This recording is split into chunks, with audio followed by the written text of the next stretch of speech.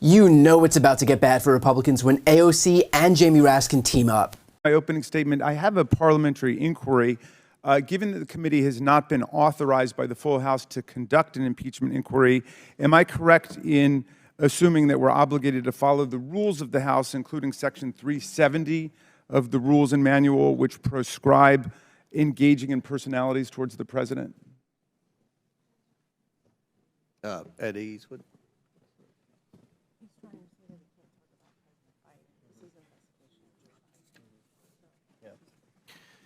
Well, considering this is an investigation of Joe Biden, I assume that his name's going to come up. Right, but the House has not authorized this as an impeachment inquiry, so we're just operating with the general rules. And I think saying that the President lied is considered engaging in a personality. In fact, Section 370 says accusations that the President has committed a crime or even that the President has done something illegal are unparliamentary. And we're operating with the general rules of the House because the House has not authorized. The Speaker of the House has authorized the impeachment inquiry. It has been authorized. Okay. All right. Point of parliamentary inquiry. The ranking member, who wants to be recognized? Ms. Ocasio-Cortez. I believe changing of the rules must require a vote from the full House of Representatives.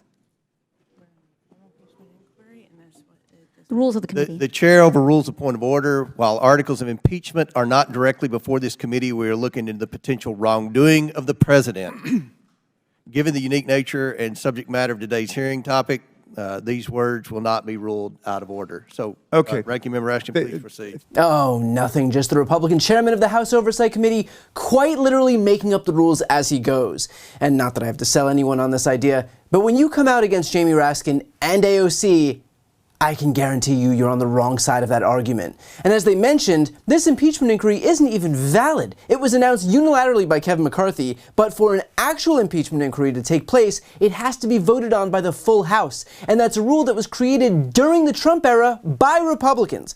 In 2020, the Trump-led Justice Department formally declared that impeachment inquiries are invalid unless the entire chamber takes formal votes to authorize them.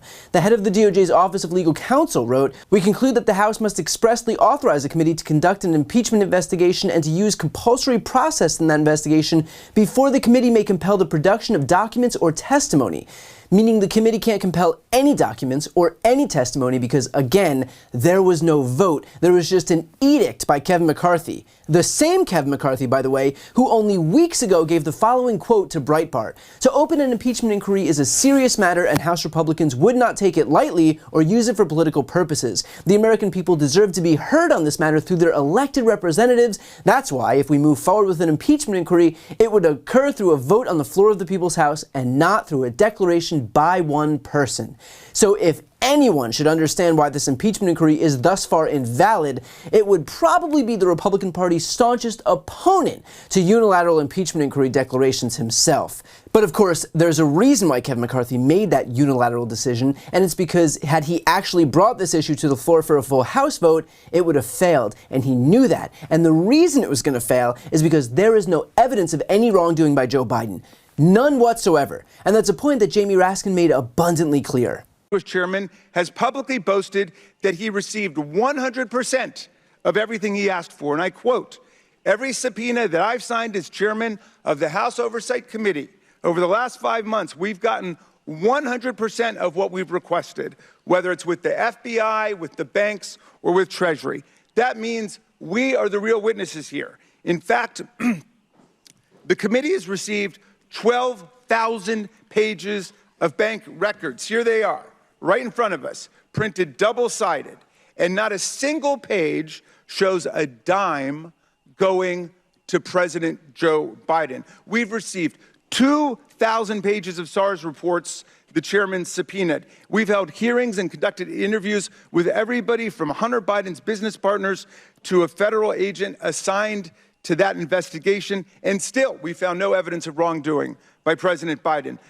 If the Republicans had a smoking gun or even a dripping water pistol, they would be presenting it today, but they've got nothing on Joe Biden. All they can do is return to the thoroughly demolished lie that Rudy Giuliani and Donald Trump launched 5 years ago the Burisma conspiracy theory, a fairy tale so preposterous that one of its main authors, Lev Parnas, has now disowned and repudiated it. I would say this is a dumpster fire, but that wouldn't be fair to dumpster fires. And by the way, in the aftermath of that routing by Raskin and AOC, even Fox picked up on just how wholly unprepared James Comer and the Republicans seem to be. First of all, James Comer and the Republicans were unprepared for this. There were a number of rules questions that Jamie Raskin and AOC were asking, procedural, which he didn't know how to deal with, which is just embarrassing if you're a chair of committee.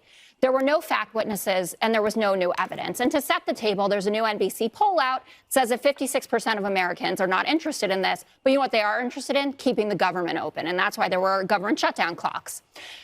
If you are, and I understand, Judge, you say, you know, you don't shoot your wad or whatever analogy on the first day. But if you were to pick 3 witnesses to sit there, would you want 2/3 of them to shoot a hole in your argument? Jesse would have been a better witness for this than Jonathan Turley or Dubinsky.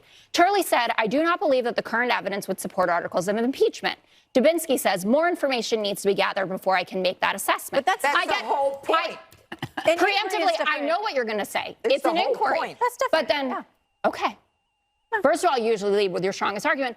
But secondly, they haven't asked for anything new. The whole point of this was, I have more subpoena power. I'm going to get more information. But they just presented the same old BS talking points. GOP aides freaking out, talking to reporters, saying things like, this is an unmitigated disaster. And picking witnesses that refute House Republicans' arguments for impeachment is mind-blowing. You know it's bad when even the Fox Roundtable concedes that Republicans took exactly nothing away from this impeachment inquiry other than a regurgitation of their old talking points. And of course, that is what it'll always be, because just like there was no evidence to support their claims before, there still won't be any evidence to support their claims now. But then that doesn't really matter, because it's not about the facts, it's about perpetuating a narrative that Joe Biden did something wrong. For Republicans, just having this hearing in and of itself is the goal. Why? Because it gives the optics of wrongdoing by Joe Biden. Not everyone is going to actually listen to what these politicians said and recognize just how baseless this whole exercise was, but they will see that there's an impeachment inquiry and they'll assume that Biden must have done something wrong, because why else would this be happening? And that's the goal for the GOP. They want to manipulate their low information voters and nothing more. And so instead of, oh, I don't know, keeping the government open, Republicans are out here running sham hearings where even their own witnesses are coming forward and conceding that there's no there there. And so when hundreds of thousands of government employees don't get their next paycheck, we can all feel nice and relieved that when Republicans should have been passing a bill to fund the government, instead they were performing for some 5-minute cable hit on Fox and Newsmax. This is an egregiously unserious inquiry, and it's being led by even less serious people.